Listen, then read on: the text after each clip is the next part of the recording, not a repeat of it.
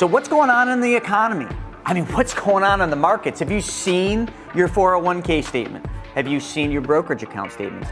Oh, but wait, the markets came back. The last couple weeks have been positive. It must all be over, right? Not so fast. Today, I'm going to show you where to put your money to be ready for the biggest opportunity of your life. My name's Chris Naugle, and this is a special edition of What Now, What's Next.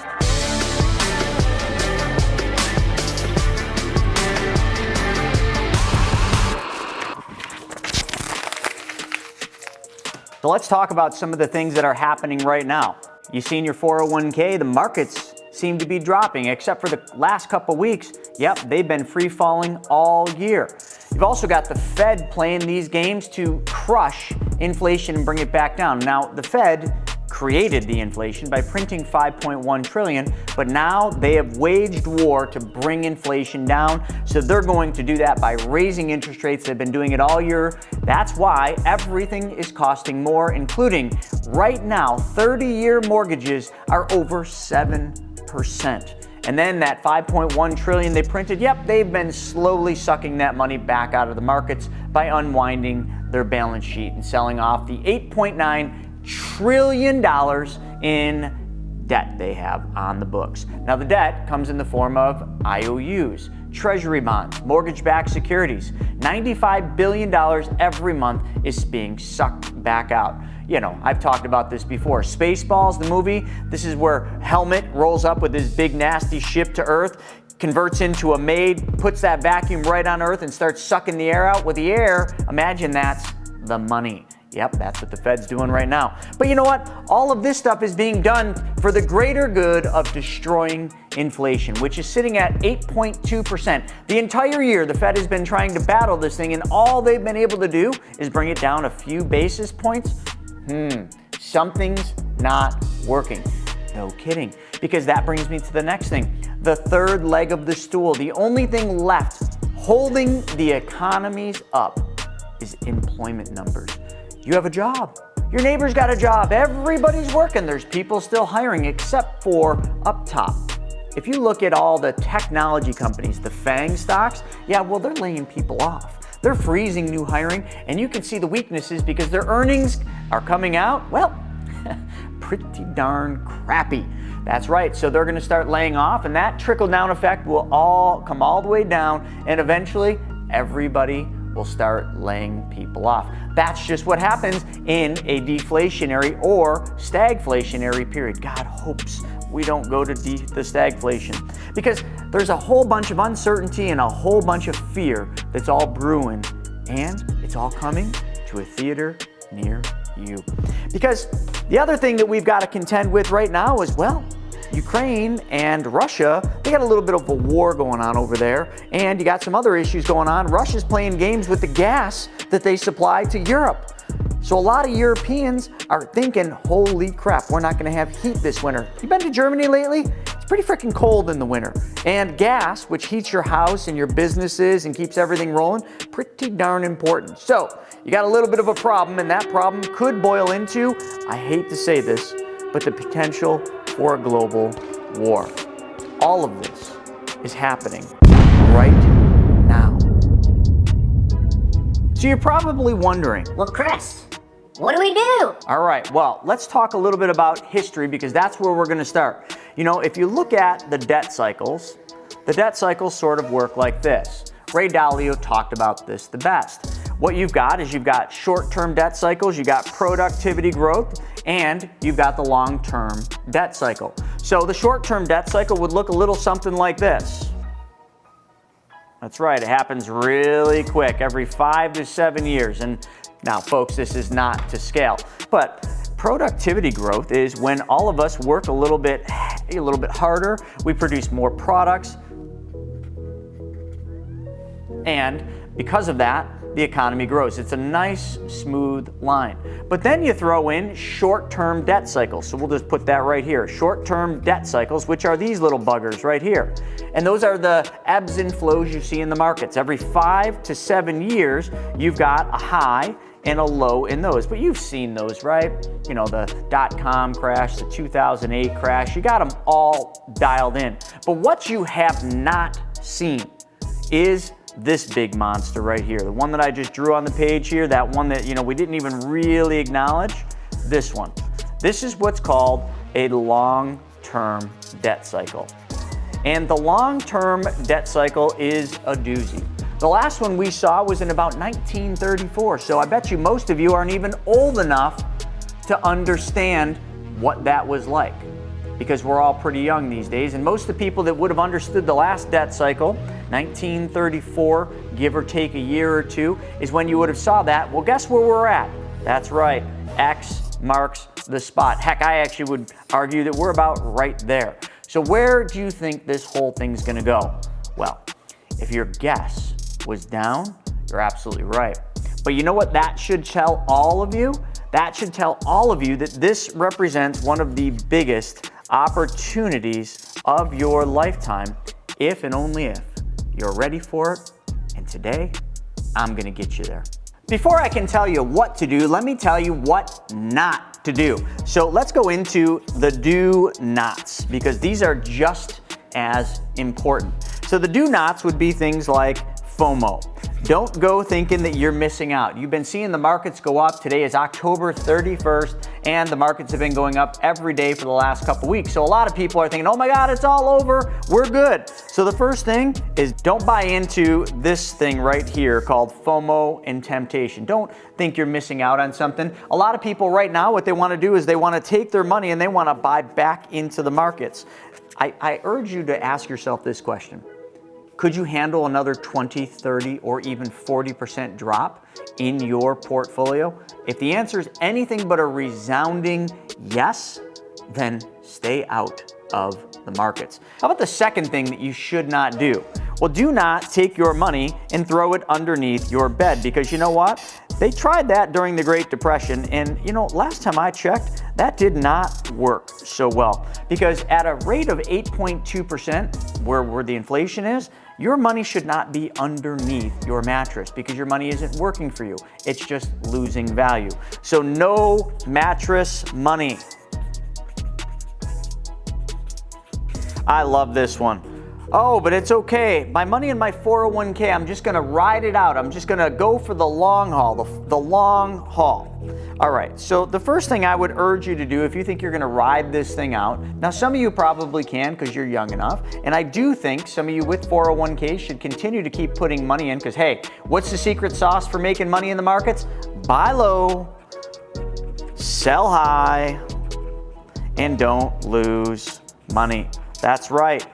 Buy low, sell high, and don't lose money. So with your 401k, what should you not do?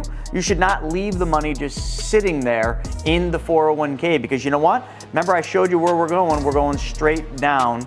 And if you lose 20, 30, 40%, it's going to take you 63%, I don't know the math, but let's just say 40 plus percent, and at least 25% with the drawdown effect, just to get back what you lost.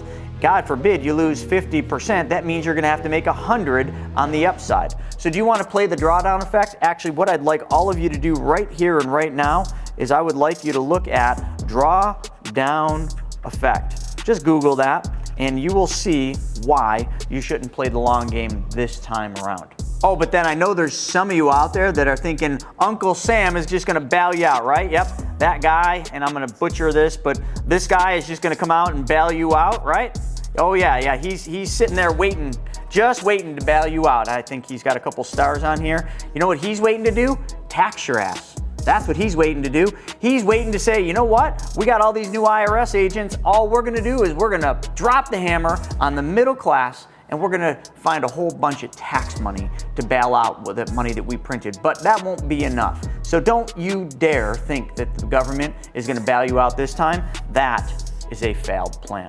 So these are the do nots, and I would highly suggest that you take those and shove them straight up your ass. So if any of you can relate to any of that stuff that I just said, well, good.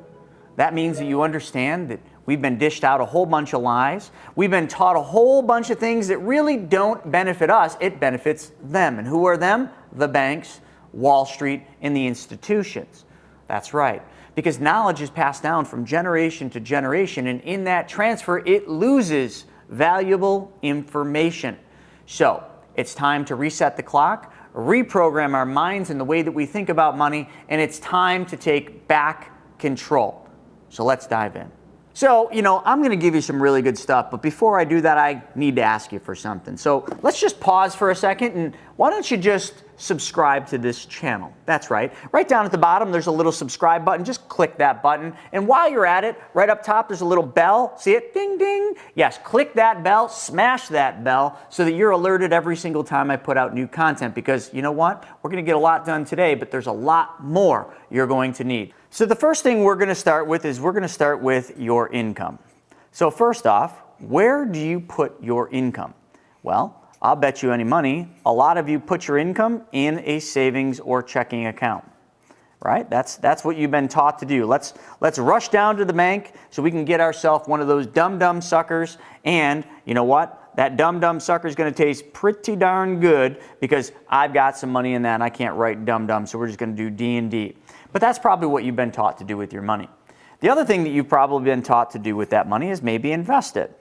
Get with your financial advisor. Oh, and by the way, that used to be me back in the day, and invest that money. Maybe we go into some stocks. Well, maybe let's do some of those ETFs, exchange traded funds, or some of those overpriced mutual funds that you've been told, or God forbid, one of those annuities. Holy crap. Yeah, maybe you're putting that money into one of those variable annuities, but you've been taught to put your money in some type of an investment. And how has that felt this year? Well, not so good. So let's keep going. The other thing you all love to do it is spend your money. So we love to spend money. We go out to dinner, we buy some fancy cars, fancy clothes, some Fendi, some Gucci. I don't know even how to draw one of those fancy, yeah, that's supposed to be a shoe, folks. I don't know, with a big 6-inch high heel.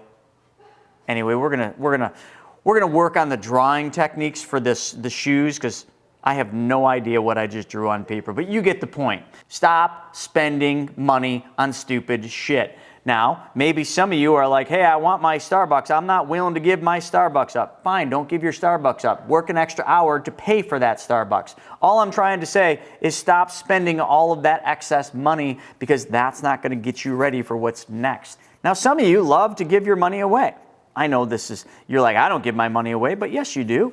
What do? You take your money, and giving it away is giving it to the banks, giving it to Wall Street, giving it to the institutions. You're doing it already, and the banks are making your money work for you. So don't think that you're giving money away to charities, because that would be okay. I'd love to hear some of you doing some charitable giving, but most of you are just giving your money away in interest because you can't wait. You see, sometimes the best thing is just delaying gratification, but you can't do that. You want everything today, which means you give away a whole bunch of money, not to charities where you should, but to interest to someone else's bank. So when I put that on there that you give your money away, I'm absolutely certain this is where it's going.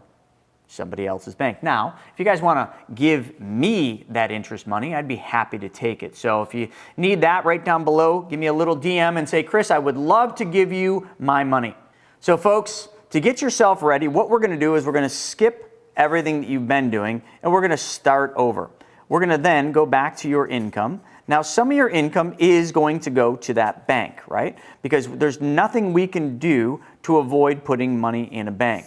You, me, and everybody else, yep, that's right. We are going to continue to keep putting our money in the institution because we have to.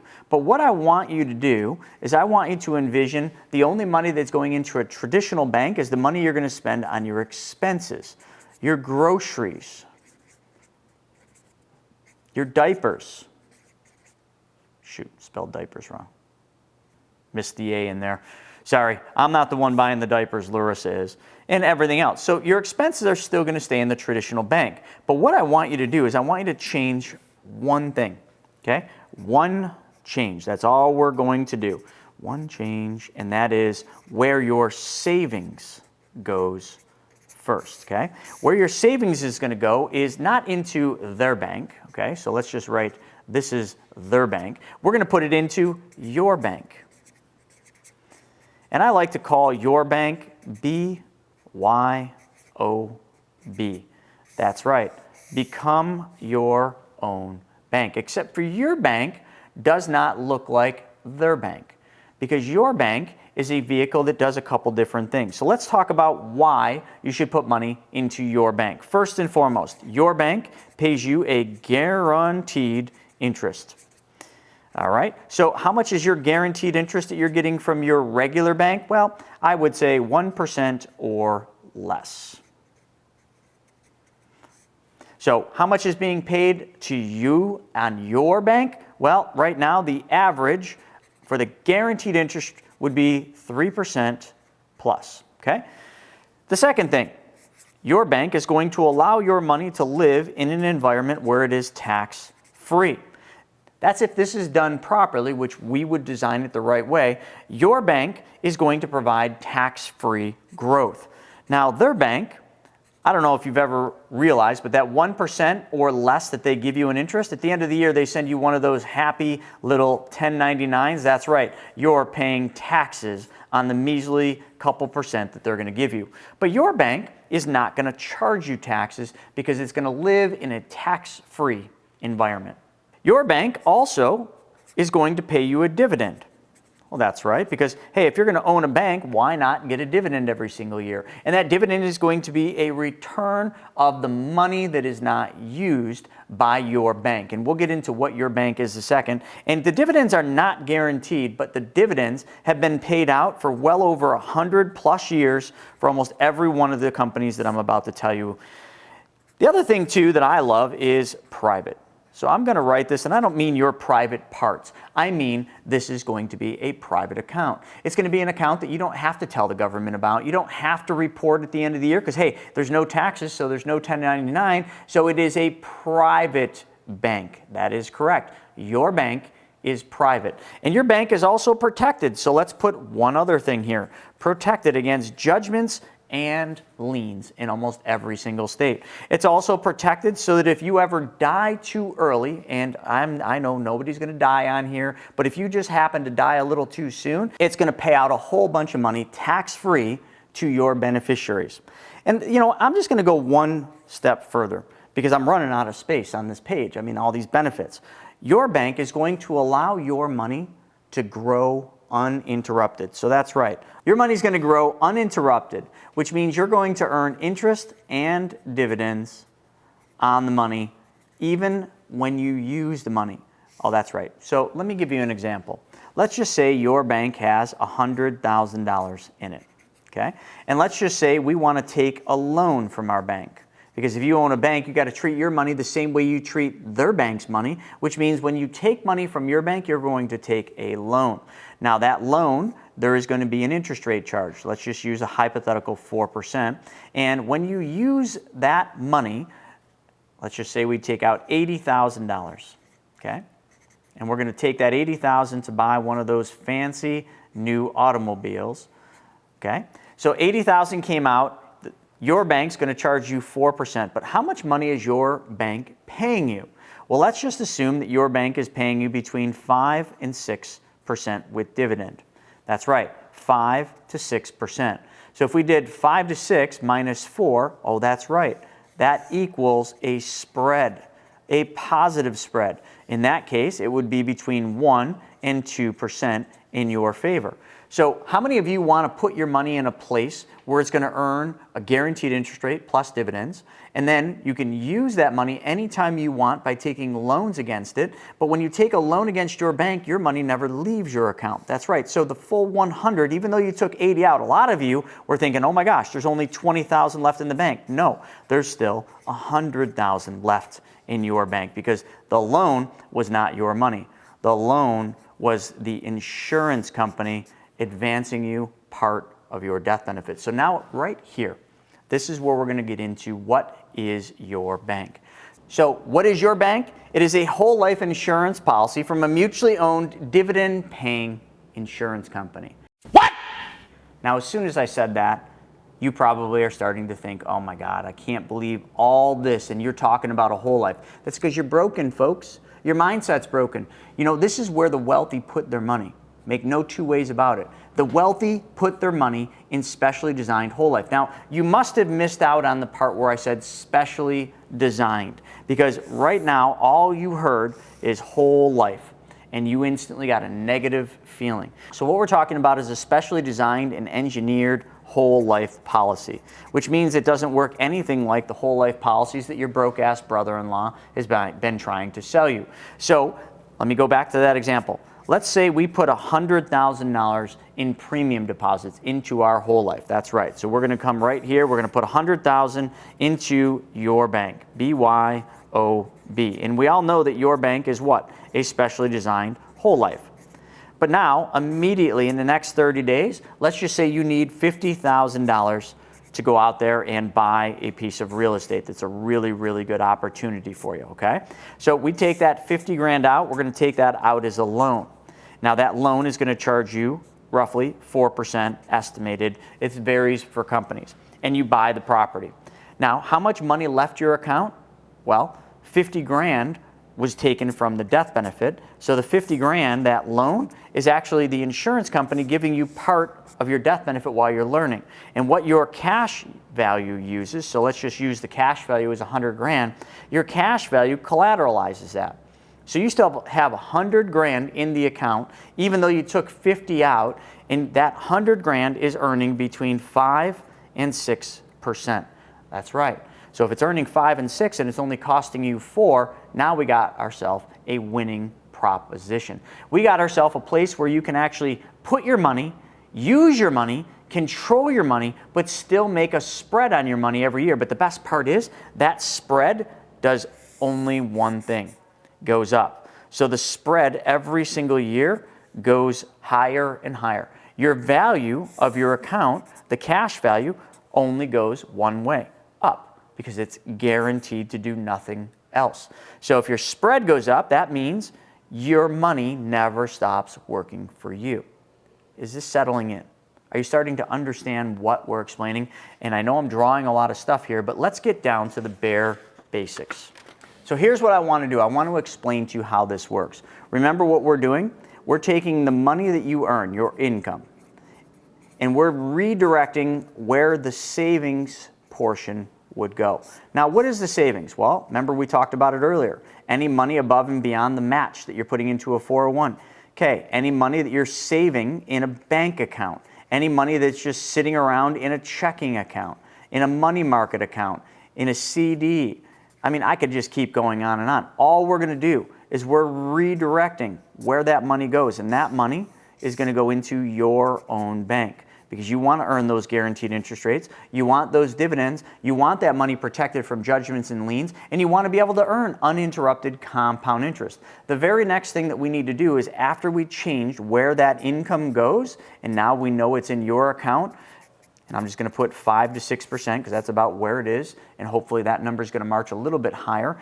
Now, that isn't the end of the game because over here you want to spend money. You want to invest money. Well, we're still going to do that. Okay, so we can buy stocks. That's right.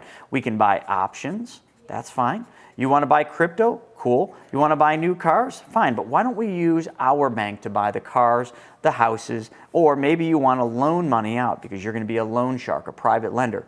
All of these things over here, you know what I call these? These are your opportunities. So if your opportunities are going to exist, today your opportunities are being funded out of one of these accounts where your money goes now.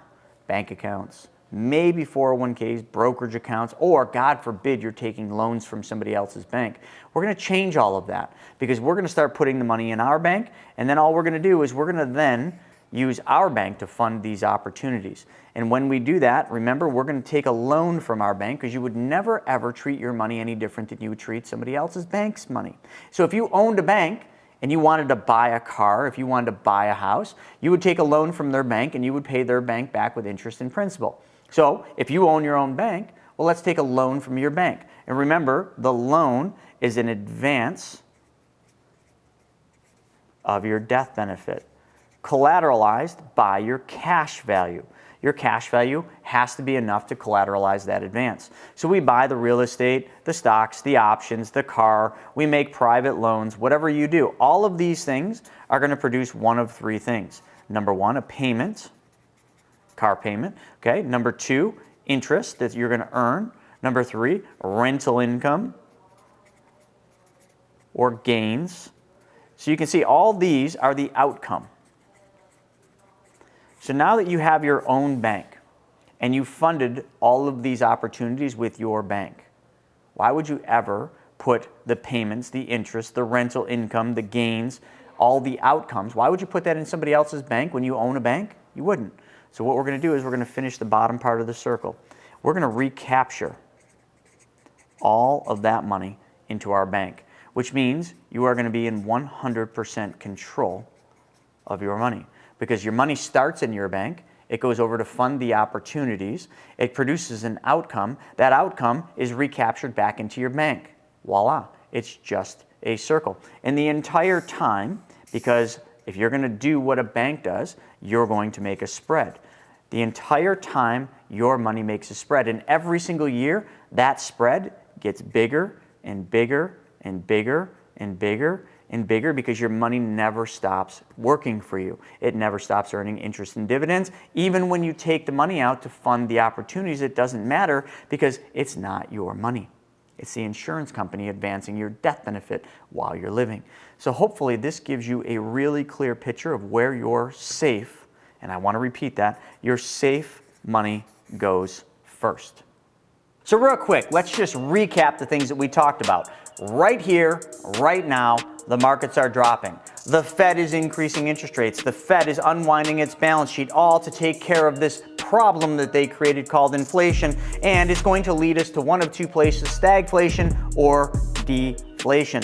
And that's producing a whole bunch of uncertainty with you and a lot of other people, and that uncertainty is also called fear. And all of these things are all wrapped up in a pretty little bow, and there could be a war looming.